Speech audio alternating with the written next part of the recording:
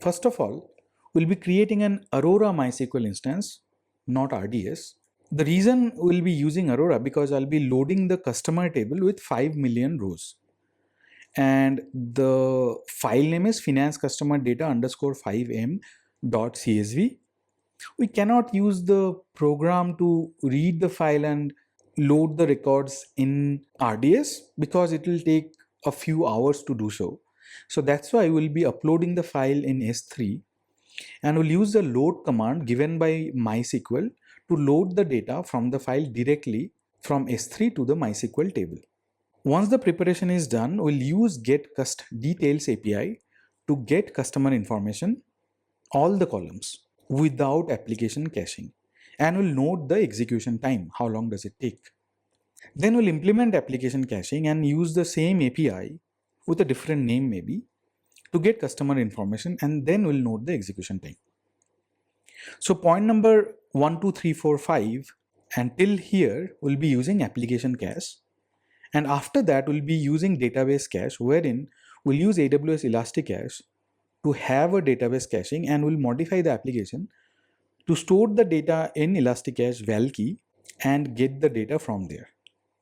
After that, we'll delete the Aurora MySQL and the Elasticache instances. And this is how the architecture would be. We'll have Postman and then the Python code that we'll be writing, and we'll implement Flask caching here. And we have the database, which is Aurora MySQL. The first time we send, the API would get the data from the database and put it in application cache. Once application caching is done, we'll do the implementation using database cache. So let's go ahead and prepare the environment and then start the hands-on. Before starting the hands-on, I wanted to make sure that you deleted the previous RDS MySQL instance. If you have not, this is how you delete. Click on the instance and go to Actions and then click on Delete. Here it will ask you to create a final snapshot, which is not needed. You can uncheck this and click on the I acknowledge line and then type delete me, and it will go ahead and delete the MySQL instance. The reason I have deleted the RDS instance because I'm going to create an Aurora cluster. As I'll be loading the customer table with a file which has 5 million rows, it would be very difficult to use the Python program, because if we execute the Python program, which is load MySQL table, it will take ages for it to complete, or at least a few hours. So that's why instead of using Python program, I'll use a MySQL provided command called load data. And to load data, we need to have the file in S3. We can load files from S3 to a MySQL table only using Aurora. That's why I'll be creating an Aurora MySQL cluster, load the table with 5 million rows, and then proceed with the hands-on. To create an Aurora MySQL cluster, the process is more or less similar. But before that, we'll have to create something called a parameter group. Click on parameter group, and here click on create parameter group. I'll name it as Aurora MySQL 3IAM Palm group, and I'll select the engine to be Aurora MySQL, and I'll have to create the parameter group for Aurora MySQL 8. So select MySQL 8, and we'll have to create a DB parameter group and cluster parameter group. Maybe I'll name it as DB Palm group and click on create. Likewise, I'll be creating a cluster parameter group. I'll be selecting Aurora MySQL as the engine. The parameter group family would be Aurora MySQL 8, but the type would be cluster parameter group rather than DB parameter group, and click on create. Once these two are created, let me go ahead and create the Aurora cluster. Click on create database and select Aurora MySQL. Scroll down, select the default version that you have. The template would be dev test, and I'll name the cluster as Aurora MySQL 3IAM cluster. The master username would be admin, and I'll provide a password. Select as Aurora standard, and here either you can use serverless v2 or you can use memory optimized or burstable classes. I'll select db.t4g.medium. In availability and durability mention, don't create an Aurora replica. Keep these things as is. The VPC would be default, the subnet group would be default, and it would be publicly accessible. The security group would also be default. Scroll down.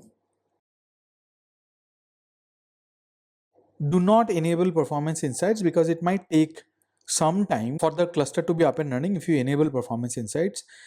Same is the case with enhanced monitoring. Do not enable it. And in the additional configuration, mention the database name to be FinanceDB. And in the cluster parameter group, select the cluster parm group that we created, and the DB parameter group, select the DB parm group that we had created. And in the backup retention period, there is no option of mentioning 0, it has to be 1.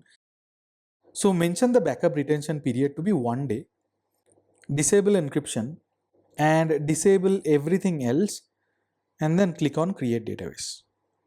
Once the database is created, we will again connect to the database using MySQL SH, then use the database FinanceDB and load the table. In the meantime, let me go ahead and upload the file that I created, which contains 5 million rows, to an S3 bucket. The name of the bucket is Create API using Flask, and I have created the bucket in Mumbai region.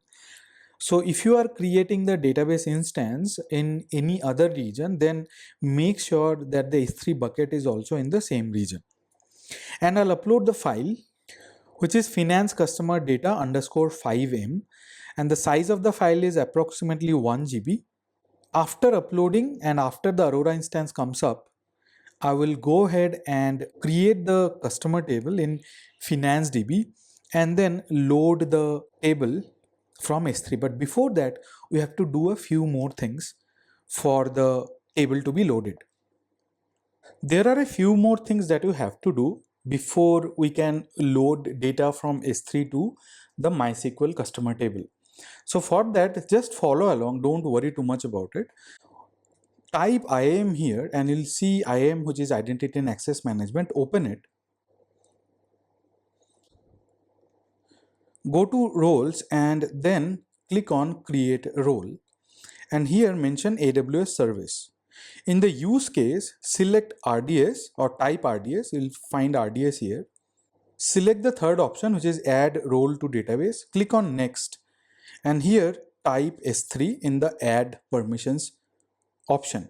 Select Amazon S3 full access and then click on next. I'm naming it as Aurora Python Flask S3 role. Click on create role. Now go to the database, the Aurora database, and here in the connectivity and security tab, as you can see here, scroll down and you'll find a section of manage IAM roles. So I'll select an IAM role to add to this cluster. Click here and select the role that you have just created, which is Aurora Python Flask 3 role, and add role.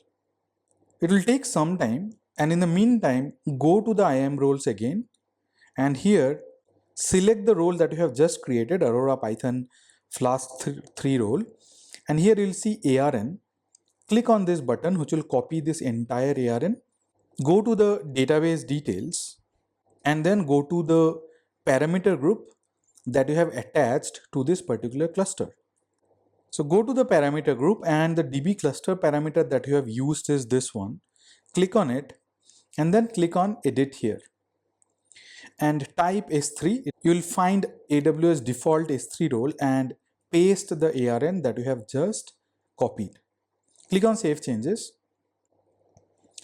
Go back to the database and see whether the role has been attached or not. Click on the cluster, scroll down, and the role is active. So this is done. Now what we have to do is that we have to load the file which is there in S3, which I have just uploaded in S3, in the bucket create API using Flask. This is the file, and as you can see, the size is approximately 1 GB. And we'll use this file to copy the record to the table. And to connect to the cluster, you already know what has to be done. The process is same, irrespective of RDS or Aurora.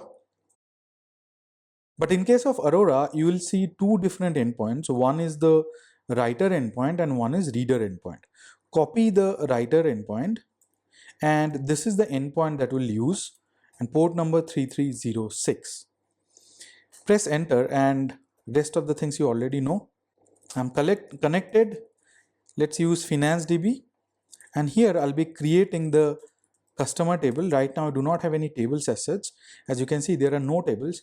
Let me create the customer table from the command sheet, and this is the create table command. Just copy it and then paste it here. So the table has been created.